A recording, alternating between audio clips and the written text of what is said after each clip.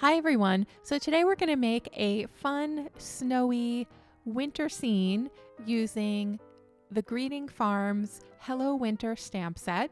And we're going to start our card panel by stamping some masks of the two characters from the stamp set that we're going to use. And usually I do this off screen, but I've been getting a lot of questions about how I do my masking. So I thought I'd just show you the whole process. So I cut out my masking tape into an A2 size card size, usually, and then I stamp my images right onto it, and then I just fussy cut out the image with my scissors, and I'm using a large scissor here because this is a large image.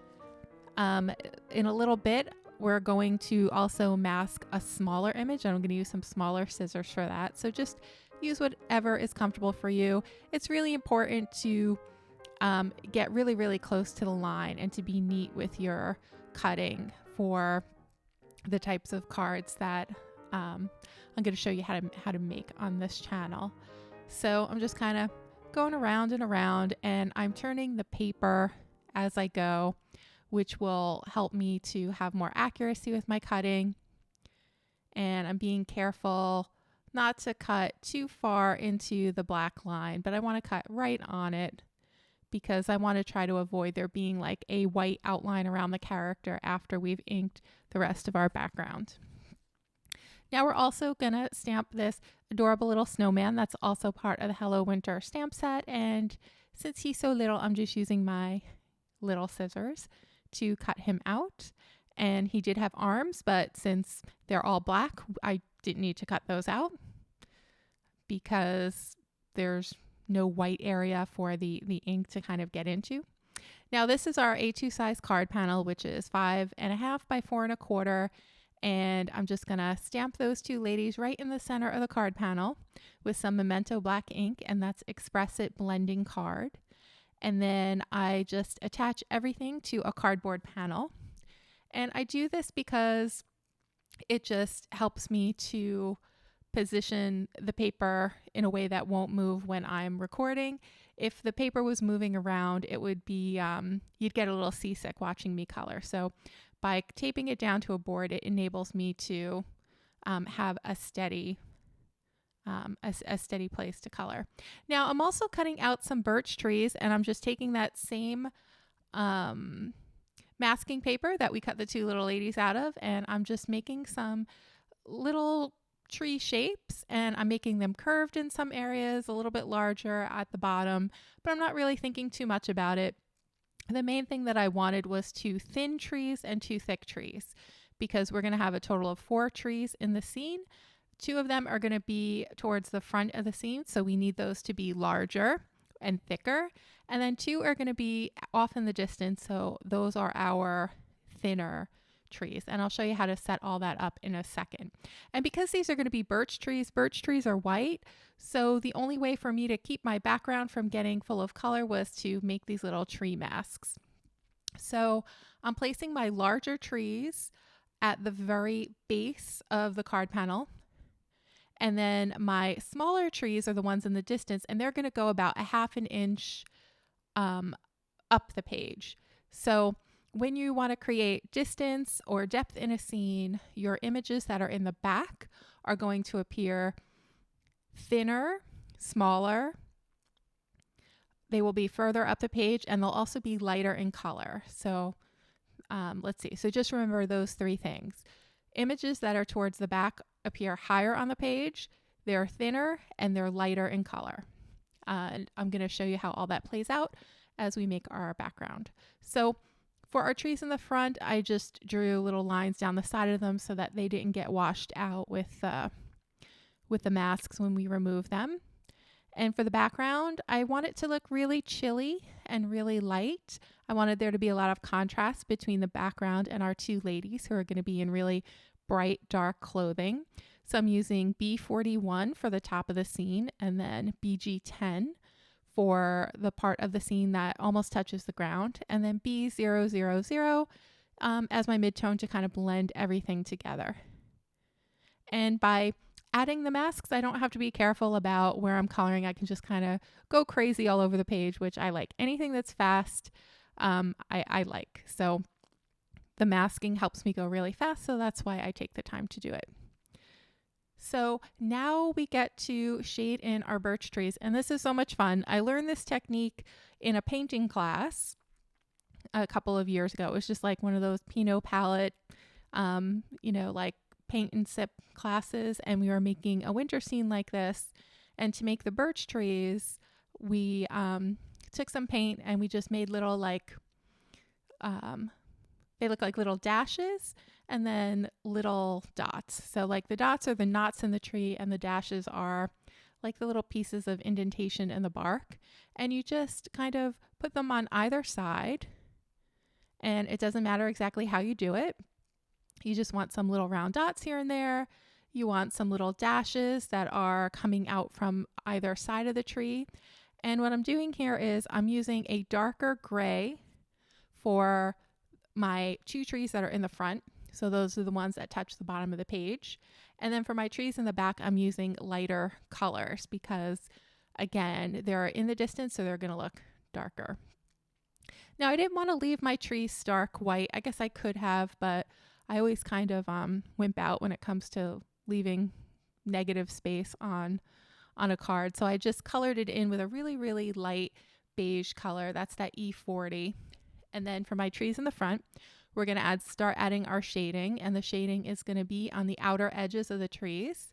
So I'm going right to the edge of the tree, and then I'm making kind of like a little backwards L shape on the right and a forward L shape on the left for the highlight or the shadowing on those trees. And then I'm going to blend everything out from E43 to 42 to 41 for those front trees because they're going to be our darkest. And then for our trees in the back, we're going to start with 1 shade lighter for our shadow, and that's going to be E42. I'm using that same technique of the outer edges of the tree is the side that I'm applying the shadow to. I guess our light source would be coming like directly from the center, if you want to picture it that way. And then my lightest shade for those trees in the back is going to be the E40. And then I even went over my front trees a little bit too to blend them a little more. Now I thought they looked too beige, so now I'm going over some parts of the trees with my C1 for the front trees and then my C0 for the back. And that's just going to help make them look a little bit whiter, give a little bit of interest to our trees. Now my little dashes and knots in the trees got washed out a little bit, so I'm just going to fill them in again, this time with an E44 for my front trees. And then for the back trees, we'll use a lighter shade. And then I'm just going to blend everything together with a C0 just to kind of take some of the contrast out of those little knots we just put in, help them blend in. And then for the trees in the back, we're going to use E43. And I'm not going over the entire first dash. I'm kind of maybe only going over about 2/3 of it. So some of that gray still will show through. And then when you have the 2 colors together, it kind of gives it a nice shadowing effect. And then I'm just going to put back some shadows onto the edges with my E43 and E41 in the front. And then a little E41 in the back. And that looks like that's going to do it for our little birch tree forest. Now we can color in the main images. And we have these sweet little girls.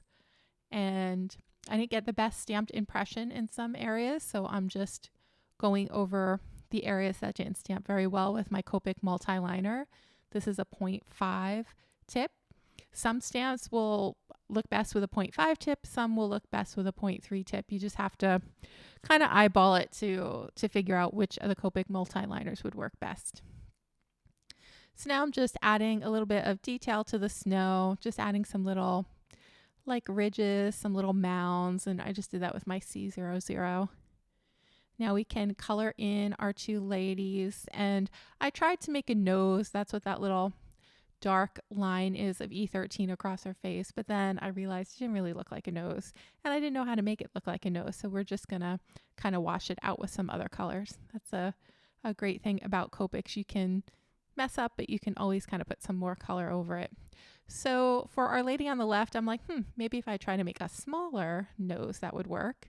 It looks a little bit better, but still not great. So by the time we're done with our shadowing, you won't see any nose anymore. I was just playing around, trying something new. For the shadow on the face, I'm going to use E13, and then I'm going to blend that out with E11, and then blend it out a little further with some E20. And then my base for the skin is E00. That's probably one of my favorite combinations for Caucasian skin, is the E00 for the base, the E13 or E21 for a shadow, and then E11 for the mid-tone. For the inside of her mouth, I used E04 and then RV34.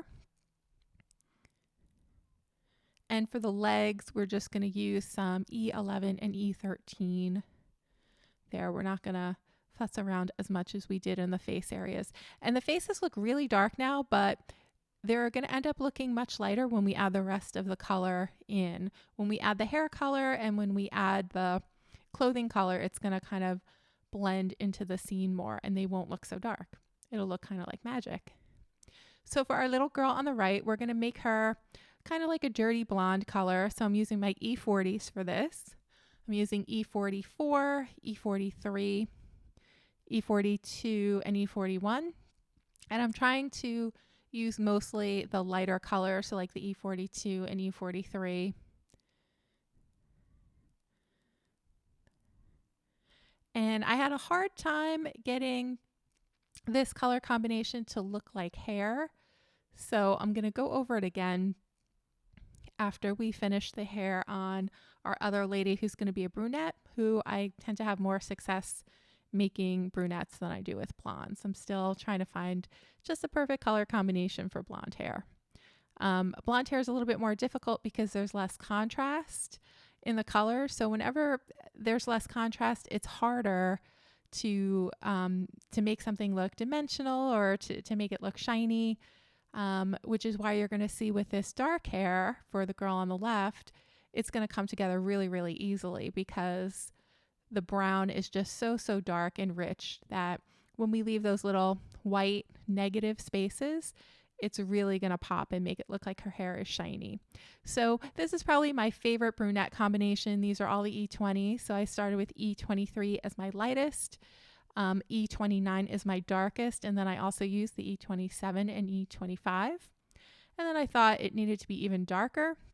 So I'm going to go in with a little E49 and just look at that. Isn't that like magic? It just instantly gives it like so much more shine when you add that E49. Then I'm blending everything together a little bit with my E43. And she looks adorable. I wish my hair shined like that little girl on the left. Now for our dirty blonde on the right, now that her hair is dried a little bit, I'm going to try to add some contrast here with an E47 around the roots and the ends of the hair. And I think that looks pretty good. So I still got to practice with my blondes. For the little girl on the left, I thought it would be fun to give her a little black pea coat. And she has her little pinkish purple dress, her ruffles peeking out from underneath her coat. And her bow on her hat is going to match the ruffles on her dress. And for the coat, I started with a base of C3, and then the darkest color so far that I used for the shadow areas was C7. Then I kind of filled everything in with a C5 and then left a little bit in the center of the arm and the center of the belly with C3 just to help make the jacket look dimensional. For her hat, we're going to use BV00, BV02, BV04, and BV08. So this is a really, really saturated blue-violet color, and I just thought it looked really, really pretty against this pale pastel background to give the little girl some clothing with some bold colors. For the mittens, I used R32, R37, and R39. And then for her little coat, that is RV32 and 34, and then R89 for the shadow color. And I just kind of followed the lines in the stamp to make the little coat appear poofy. And to make it look poofy, you just made sure that there was a lot of contrast between the darkest color and the lightest color. So I didn't blend as much as I did as the coat on the left, just to kind of help it just look like that is a real poofy pink coat she's wearing. And then for the little fur on her collar, I just dotted on the color with my BV02, BV04, and BV08. So I wanted the two girls to have elements of the same colors in their outfits so they look like they matched. For the boots on our little dirty blonde girl, those are going to be in the same colors as her coat. So we have R32, R37, and then R39. And I'm keeping the centers of those boots nice and light and adding a little bit of a shadow under that cuff. Now we're going to put some shadows under the feet of our characters, and I started with C3, blended out with C1, and then decided I need to make it a little darker with that C5, and then I blended it out again with the C3. And that looks good to me. I added some white gel pen to the little highlight in the eyes just to make that stand out. And I'm just going to add some little dots to the fur on the collar and to the ruffles on the skirt of the other girl. And now we're just going to cover our whole scene in snow. So I'm just dotting on my snow with a white gel pen, and I'm going to start by focusing on the bottom of the scene, and then I'll work my way up. And we have a few different sizes of snow. So some of the snow I kind of drew on with a big circle, and then the other I'm just kind of dabbing it on now, like you just saw. And it's important to make sure that you also get the snow on top of the character so it looks like they are in the middle of the snowstorm. I know sometimes it hurts to add white dots to your perfectly colored images, but it will really help the scene and make it look like your characters are in the middle of a snowstorm if you just go ahead and add some white dots right over them. So there's our card for today, everyone. I hope that you enjoyed this video. I hope you give this background a try. It's a lot of fun and it'll really make your winter card special. Thanks a lot, and I will see you again soon in the next video.